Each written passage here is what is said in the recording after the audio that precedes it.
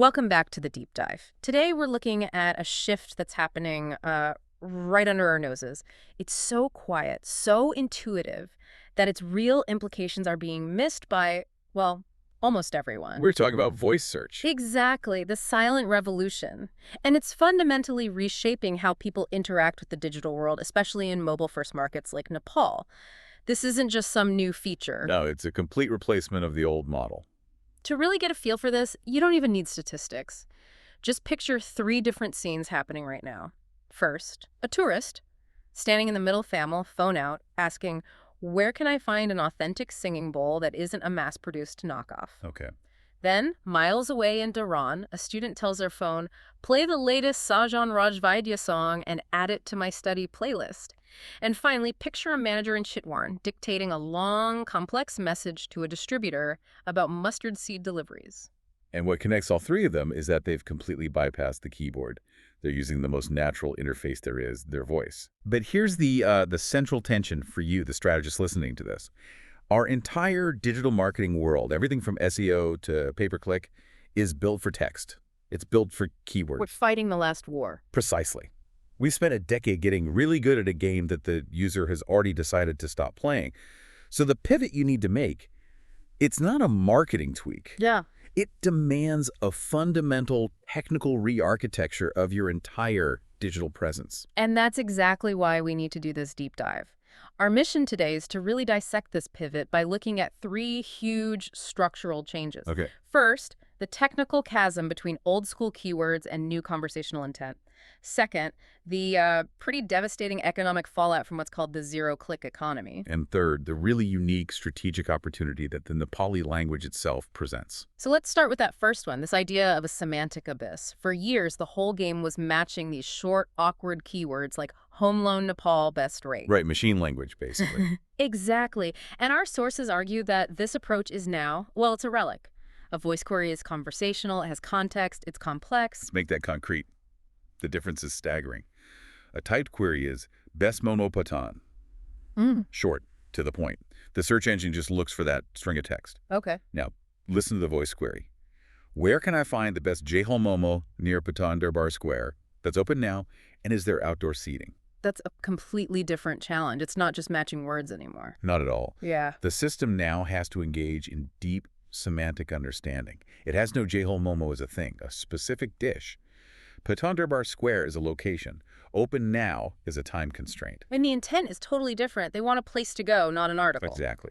The user intent is to find a physical location, probably with directions, maybe a phone number, not a blog post titled Top 10 Momos in Patan. So if just stuffing keywords into blog posts is dead, what's the technical answer? How do businesses bridge this gap? The pivot here is to stop thinking about creating content and start thinking about building a database of answers. Highly structured, machine-readable answers. And the tool for that is? The primary tool is something called structured data markup, specifically using the schema.org vocabulary. This is code. It's in the back end of your website, invisible to the user, but it's everything to the machine. Okay, break that down. Why is just labeling data so important for voice? Because right now, a search engine has to guess. It reads a sentence like, our hotel has a stunning pool, and it has to infer that pool is an amenity. With structured data, you don't make it guess. You explicitly code it. You tell the machine, at type, hotel, amenity feature, swimming pool. You're speaking its language. You're speaking its language. And a voice assistant, which needs one single definitive answer right now. It can't guess. It needs that clean, precise data point. And the competitive impact of doing this versus not doing it is huge, I imagine. It's the difference between visibility and invisibility. Total invisibility. Take the Pokhara hotel example from our sources. A user asks, find a 4-star hotel in Pokhara with a lake view and a pool for this weekend. A very specific query. Very. And the only hotel that will even be considered for the answer is the one that used schema to label all those things. Yeah. Star rating, amenities, location features. The competitor who just has that stuff in a bulleted list on their website. They don't even exist in that search. Okay, but I see a paradox here. If we give the voice assistant the perfect structured answer, Hmm. aren't we just helping the user avoid our website entirely? Aren't we feeding the zero-click problem? That is the necessary trade-off, and it's a critical point you have to understand. Yes, you are giving away the answer, which contributes to the zero-click economy, Hmm. but here's the thing. What's the alternative? The alternative is silence. If you don't structure your data, you lose the chance to be the authoritative answer at all. The choice isn't between getting traffic or not getting traffic anymore. It's between being the single spoken answer or being nothing. You have to choose visibility. Which means your entire content strategy has to change. You're not building pages anymore, you're building answer blocks. Precisely. Atomic content. The goal isn't to rank one big page for home loan in Nepal. It's to create tiny, discrete pieces of content that answer very specific long-tail questions. Like, what is the current interest rate for a home loan in Nepal for a first-time buyer? And you format that content specifically to be read aloud. You engineer it to be spoken. You're targeting those featured snippets or answer boxes at the top of Google because that's the exact text the assistant is going to read. This pivot from driving traffic to providing spoken answers leads us straight to our second point, the zero-click economy. Voice search is basically its ultimate form. It is. By its very nature, a voice assistant is a zero-click interface. Its job is to give you the answer so you don't have to click.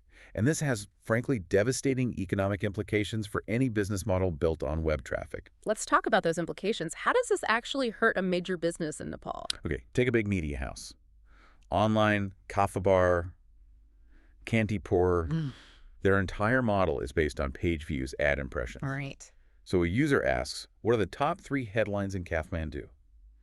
The assistant reads a summary it pulled from their structured data. The media house gets 0 clicks, 0 page views. All that potential ad revenue, gone. Their funnel is just completely bypassed. And it's not just media. What about, say, a bank? For a bank, you lose the lead generation funnel. Someone asks, what documents do I need for a business loan? And the assistant gives them a perfect list. The user got their answer. They never filled out your Contact Us form.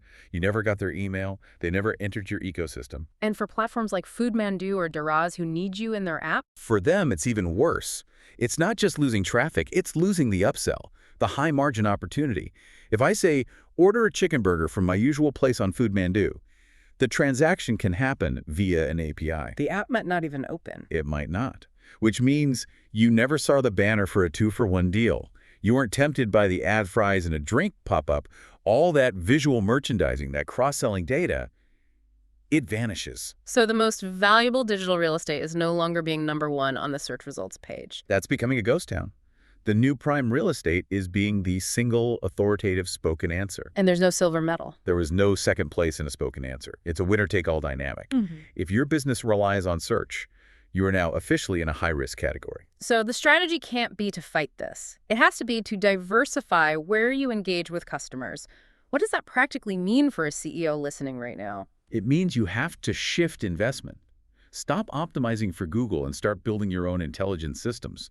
Develop your own voice actions or skills so users can talk directly to your brand. Invest in really good chatbot infrastructure on your own app. And focus on the channels you own. Focus intensely on the channels you own, your app, your email list, your physical locations.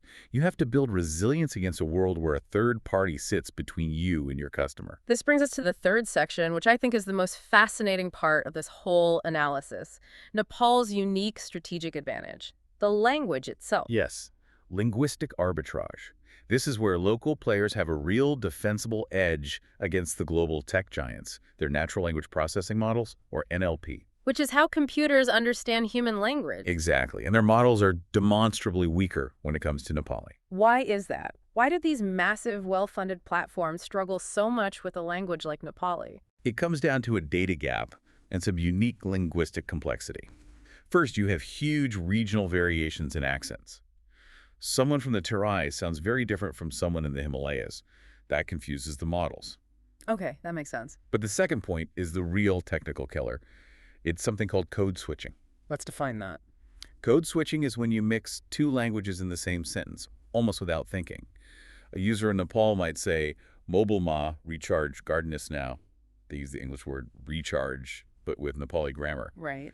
Western NLP models, which are trained on clean, separate language datasets, just completely fall apart when they see that. And that hybrid language is how millions of Nepalis actually talk. And on top of that, there are other major languages in Nepal. Exactly. These systems have almost no training data for Newari, Mathili, Butchiri, so millions of potential users are just invisible to the voice economy. And that data gap, that's the competitive moat for local companies. That is the opportunity for linguistic arbitrage. A company like Encel, or F1 Soft with Isewa, or Daraz, if they invest now, they can build a Nepali NLP engine that is just flat out better than Google's. And that engine isn't just built on money, it's built on proprietary data. Correct. Hmm. The first company to do this well builds a data asset that is almost impossible for an outsider to copy. Think about the Isewa example. To make it possible for a user to just say, Mero Gako, Bijuli Bill Tier Do, pay my home's electricity bill, just to get that one command to work reliably requires thousands of hours of Nepali speech, transcribed, labeled, fed into a model. That process builds data sovereignty. It's a huge competitive advantage. So this all leads to a pretty stark choice for the country's digital future. Our sources lay out two very different paths. They do. The first path is, let's call it digital colonialism. Mhm. In this scenario, Nepali businesses just keep doing what they're doing. They focus on old SEO. Meanwhile, Google, TikTok, Meta, they slowly get better at Nepali NLP. They harvest all the data. And they become the gatekeepers. They become the gatekeepers to commerce. Value gets extracted from Nepal, and local businesses are just listings in a foreign-owned ecosystem. And the alternative path. The alternative is the proactive alliance. This is where a coalition of major local players, banks, telcos, e-commerce, they recognize this threat is existential. They agree to pool anonymized data to fund a national Nepali NLP project. Like a piece of core national infrastructure. That's exactly what it is. Using something like the Digital Nepal framework, you build a shared asset that keeps the competitive advantage and the data inside the country. This feels like it goes way beyond a marketing department's job description. And that is the hard truth. This has to be understood at the board level. The transition to voice is not a marketing problem. It is a deep-seated data strategy and infrastructure challenge. The talent to do this is scarce. The talent gap is the biggest risk. The expertise to implement structured data at scale, or to train NLP models. It just doesn't really exist in most corporate IT departments or marketing agencies right now. A CEO who delegates this as a website issue is making a massive strategic mistake. So the winners of the next decade won't be the ones with the best ads. The winners will not have the flashiest websites. They will be the companies whose underlying systems can actually understand the spoken request of a customer in rural Gorkha. So to summarize for you listening, the old game of keywords is over. You have to pivot to structured data and conversational intent now. You have to build resilience against the zero-click economy by focusing on your own channels. And you have this small closing window to seize the linguistic arbitrage opportunity in Nepali NLP. So if the winning system is one that can understand a customer in rural Gorkha, that has huge implications. The question you need to be asking yourself this week is not about marketing campaigns. It's about technical capability. What foundational data engineering assets must you start building or acquiring right now to make sure your business can even be found in a voice-first world where there is only one right answer?